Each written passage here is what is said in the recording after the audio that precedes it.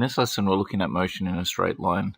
So specifically, what we're focused on is vector situations where motion occurs only in one dimension, and we can take a calculus approach. So we're still coming from this understanding where there is a fundamental relationship between the position, velocity, and acceleration, in that the derivative of the position with respect to t will give you the velocity.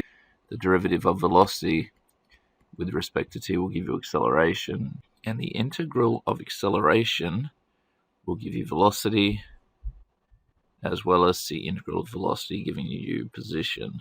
Being able to convert to different functions to describe motion is going to be important. So essentially this is our focus. We'll look at a couple of examples. It'll be a very quick lesson.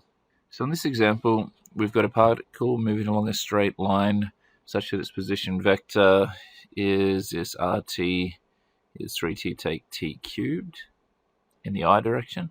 You'll notice it only has movement in one direction, so that's in the I direction. So initially we get asked for its initial position. Initial position is when t is equal to 0, so we're looking at r of 0. So we have 3 times 0, subtract 0 cubed in the I direction, and its initial position is 0 in the I direction. We want to find its position when t is equal to 2, so that means we're looking at r2, and we've got 3 times 2, so subtract 2 cubed in the I direction, so that gives us 6 subtract 8, so our position after 2 seconds is negative 2 in the I direction. So remember, negative 2 just means it's shifting in an opposite direction. C is we're looking at its initial velocity. So to find velocity, recall that the velocity equation is going to be the derivative of the position. The derivative of the position will be 3 subtract 3t squared in the I direction. And now if we're looking for the initial position, we're looking at when time is equal to 0. So it's going to be 3 subtract 3 times 0 squared. And that leaves us with 3 meters per second. So that means that its original velocity is 3 meters per second in the I direction. We can then look at the velocity when t is equal to 2, so that will be velocity at 2 seconds. And so we've got 3 subtract 3 times 2 squared. So that's 3 subtract 12, which is negative 9 meters per second in the I direction. So at this time, after 2 seconds, its velocity is 9 meters per second in the opposite direction. So E, it asks us for speed when t equals 2. So that means we're looking at the magnitude of the velocity at 2 seconds. And so in this case, it's just going to be negative 9 all squared, which will be 9 meters per second. So remember, speed won't have a direction. Speed is the magnitude of the velocity. Last question is when and where the velocity is 0. So what we're looking at is the velocity, so rt, when it's equal to 0. So we've got 0 is equal to our velocity equation in the I, which is 3 take 3t squared. Now we can do this because it's only in one dimension. If we take out the common factor there, it will be 3, and we're left with 1 take t squared. And so we're looking at 1 take t squared is equal to 0, or t squared is equal to 1, t is equal to positive or negative 1. Now, in the original conditions, it was for when t is greater than or equal to 0, so we can disregard negative 1, and it is when t is equal to 1 second. All right, so that's it. When t is equal to 1 second, the velocity is 0. So that concludes the first example. We'll look at a second example, a little bit more complex.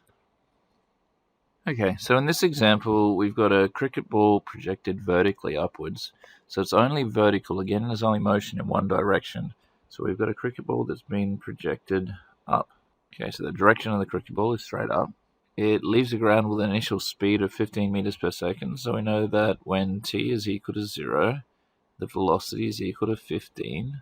Or we can think of that as r dot 0 is equal to 15 in the j direction.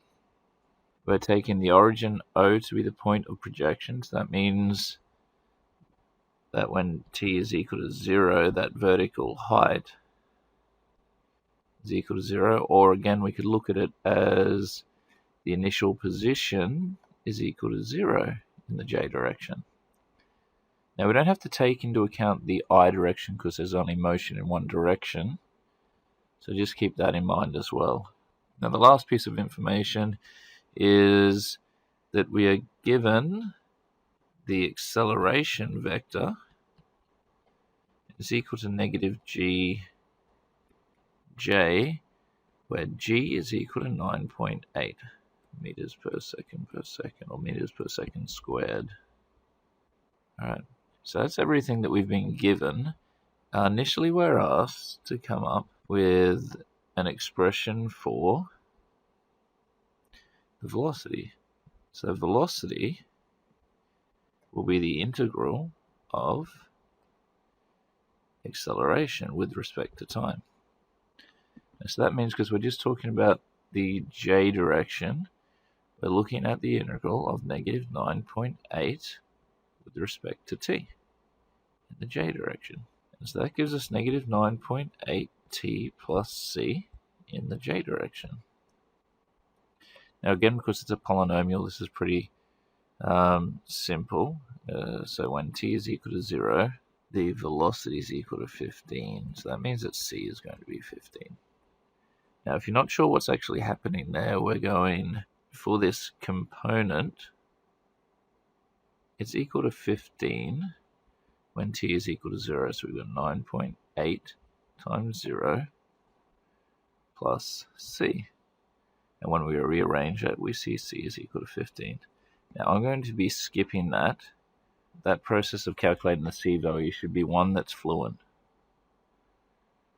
So we end up with a velocity function of negative 9.8 t plus 15 meters per second.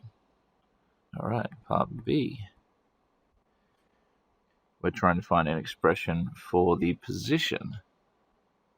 So to find an expression for the position, we're looking at the integral of the velocity equation with respect to time.